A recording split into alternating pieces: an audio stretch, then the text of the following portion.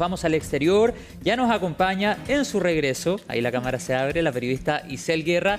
Luego de unas merecidas vacaciones, ya has vuelto, Isel, con muchas informaciones internacionales. Bienvenida, tú nos cuentas. Vamos a comenzar hablando de Melissa. ¿Qué tal? Exactamente. ¿Cómo estás, José? Isel? Muchas gracias por este recibimiento. Vamos a comenzar esta revisión internacional en nuestra región, particularmente con lo que ha estado ocurriendo en estas últimas horas, no particularmente en Cuba, también en Jamaica, por el paso del huracán Melissa, que particularmente en Cuba ha tocado tierra en horas de esta madrugada, eso de las 13 de la mañana aproximadamente, hora del este, llegaba con bastante fuerza precisamente hasta la isla, donde dejaba inundaciones y también marejadas ciclónicas. De hecho, la imagen que estamos revisando allí en pantalla corresponde a lo ocurrido en las primeras horas de este día, particularmente en Santiago de Cuba, que es la segunda ciudad más grande, ¿no?, que tiene la isla, donde se dejaba sentir con fuerza como un huracán de categoría 13 tras su paso por Jamaica, donde con fuertes vientos cercanos precisamente a los 300 kilómetros por hora,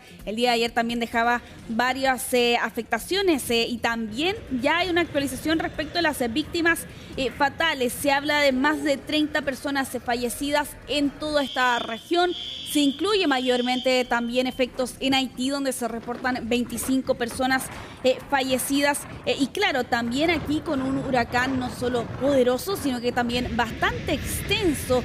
Se habla de un tamaño aproximado del estado de Texas en Estados Unidos, como una forma, ¿no?, de mencionar también los graves efectos que dejaba también el paso de este ciclón precisamente en Cuba y en Jamaica, que son por lo demás en las imágenes que estamos viendo allí en pantalla. Así amanecía durante este día miércoles. Todavía hay cierto desconocimiento respecto de la real magnitud que han dejado los daños. Lo cierto es que hasta el día de ayer por la noche el 75% del país continuaba sin electricidad y claro, con daños en los inmuebles, en los edificios, tras el paso de uno de los huracanes atlánticos más fuertes en la historia. Yo les mencionaba, casi 300 kilómetros por hora registraban los vientos el día de ayer, particularmente con daños en el suroeste. Aquí el primer ministro de esta nación declaraba zona de desastre. Esto debido también no solo a los efectos, sino que también a las muertes reportadas en ese lugar. Vamos a quedar pendientes, por cierto, de la proyección que tiene Melissa para las próximas horas. Está previsto que llegue al centro y al sureste de Bahamas en las próximas horas. De hecho, sin ir más lejos, al menos 6 islas se ha determinado la evacuación precisamente de su población en Bahamas por el paso precisamente de este huracán. Jamaica evalúa entonces los daños durante esta jornada. Cuba todavía resiente algunos de los efectos a esta hora precisamente en esa zona de nuestro continente. Vamos a cambiar de tema porque sin duda uno de los temas principales que ha estado marcando la agenda internacional en nuestro continente durante este día proviene desde Brasil. El día de ayer precisamente informábamos respecto a esta operación gigantesca y masiva en la ciudad de Río de Janeiro, que hasta el día de ayer por la noche dejaba 64 personas fallecidas, entre ellos 4 policías por este mega redada que se lleva a cabo en favelas de la ciudad carioca. Pero sin embargo, la imagen con la que despertaba durante esta jornada Brasil era precisamente lo que están viendo ustedes allí en pantalla, con decenas de cuerpos apilados en las calles precisamente del lugar donde se llevaron a cabo estos operativos en la jornada anterior, y con una pregunta respecto de cuál es la cifra real de víctimas que quedaban respecto a lo que ocurría el día de ayer. Bueno, de las 64, al menos hasta el último reporte que entregan aquí las autoridades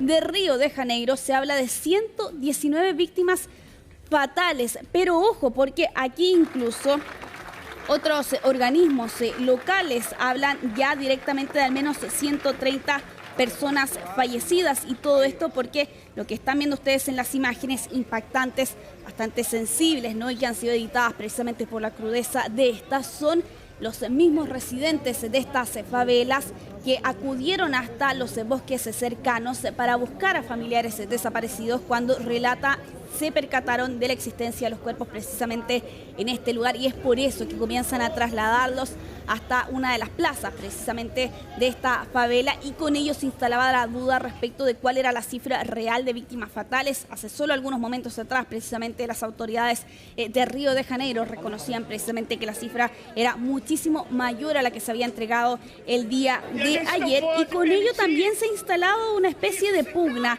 entre el gobernador de Río de Janeiro, el conservador Claudio Castro, y también el gobierno de Lula da Silva. Acusan que no tuvieron el apoyo al desplegar a las Fuerzas Armadas, teniendo en cuenta que este operativo estuvo a cargo de la policía local, ¿no?, de Río de Janeiro y la policía militar, pero a eso además se ha sumado también varias críticas y cuestionamientos por el alto número de víctimas fatales, ya considerado el operativo más letal que se ha llevado a cabo precisamente en las calles de Río de Janeiro. Vamos a revisar parte de las declaraciones que entregaba durante esta jornada ante la prensa, precisamente el gobernador de Río de Janeiro. ¿Cuáles son los indicios que me llevan a creer? ¿Qué indicios me llevan a creer que todos eran delincuentes? Para serle sincero, el conflicto no se produjo en una zona urbana, sino en el bosque, así que no creo que nadie estuviera paseando tranquilamente por el bosque el día del conflicto. Por eso podemos clasificarlos fácilmente. Y si hay algún error en la clasificación, sin duda es residual, lo cual es insignificante. Ayer asestamos un duro golpe al crimen, demostrando que somos capaces de ganar batallas, capaces de cumplir con nuestra parte. Pero también tenemos la humildad y la certeza de reconocer que esta guerra no se ganará solos. Bueno, es una situación que todavía genera varias reacciones en Brasil. Avancemos, vamos hasta Medio Oriente, particularmente con lo que ha ocurrido en estas últimas horas en la franja de Gaza. El día de ayer por la noche se registraron ataques israelíes contra diversas ciudades del enclave palestino y que según precisamente relatan las autoridades de Hamas, particularmente desde el Ministerio de Salud, dejan al menos 104 personas fallecidas, entre ellos 46 niños y 20 mujeres. Y con ataques que según reconocía Israel era contra decenas de objetivos terroristas apuntando a violaciones de parte de Hamas tras el alto al fuego, ¿no?, que fue negociado por Estados Unidos a inicios del mes de octubre. La acusación plantea específicamente que Hamas realizó un ataque cerca de Rafah que dejó la muerte de un soldado israelí, pero eso además se suma también otra acusación, la de incumplir el acuerdo por la devolución de cuerpos de rehenes fallecidos. Particularmente acusaban de haber entregado un ataúd con restos humanos que no pertenecían a uno de los 13 rehenes que aún no han sido entregados. ¿Está en peligro el acuerdo? Que es la gran pregunta que suena por estas horas. Bueno, a Trump se le consultaba respecto de esto.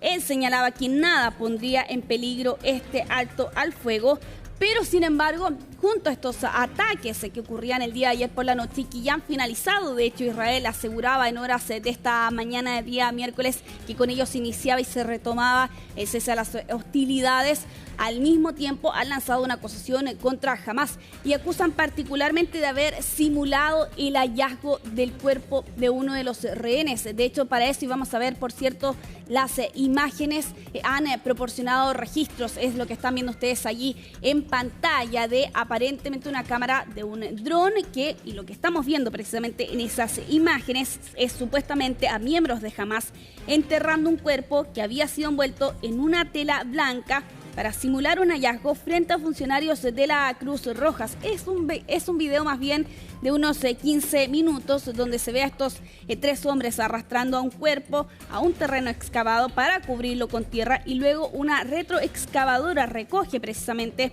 parte de esa tierra, la deposita en otra zona y es allí cuando, con la presencia de funcionarios de la Cruz Roja, aseguran haber encontrado el cuerpo de uno de estos rehenes. Aquí Israel está acusando a Hamas de intentar, y cito textual, crear una falsa impresión de esfuerzos para localizar a los cuerpos. La Cruz Roja también ha entregado un comunicado durante esta jornada. Aseguran que no sabían que una persona fallecida había sido colocada allí antes de que estos 3 funcionarios de la Cruz Roja llegaran hasta este lugar e incluso han calificado este hecho por lo demás de inaceptable. Vamos a quedar pendientes por lo demás de lo que está ocurriendo en Medio Oriente ahora con esta denuncia que plantea Israel y también por lo demás con los ataques que se registraban en la jornada de ayer por la noche, que deja más de 100 personas fallecidas. Israel ha asegurado que ha retomado por lo demás los esfuerzos del cese a las hostilidades, pero ciertamente esto genera varias preocupaciones sobre los esfuerzos concretos y reales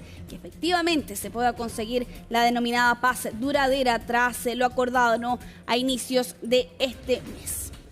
Vamos a ir avanzando, nos vamos hasta Asia porque durante esta jornada se han reunido el presidente de Estados Unidos, Donald Trump, y su homólogo surcoreano con esta especie de homenaje que estamos viendo allí en pantalla, donde a Donald Trump precisamente se le ha entregado una réplica de una corona de oro y también se le ha otorgado la máxima condecoración del país. En lo que se entiende e interpreta es un gesto nuevamente de cercanía entre estas dos aliados históricos, ¿no?, y claves también por lo demás, que hasta hace algún tiempo habían estado enfrentando varias disputas, particularmente en temas comerciales, ¿no?, por la guerra arancelaria de Donald Trump, y que apuntó en su momento precisamente a Corea del Sur. Y con esta imagen también, por cierto, se informaba en paralelo que precisamente estas dos naciones habían alcanzado un acuerdo por aranceles, particularmente, y tras una conversación de 2 horas aproximadamente, se ha informado que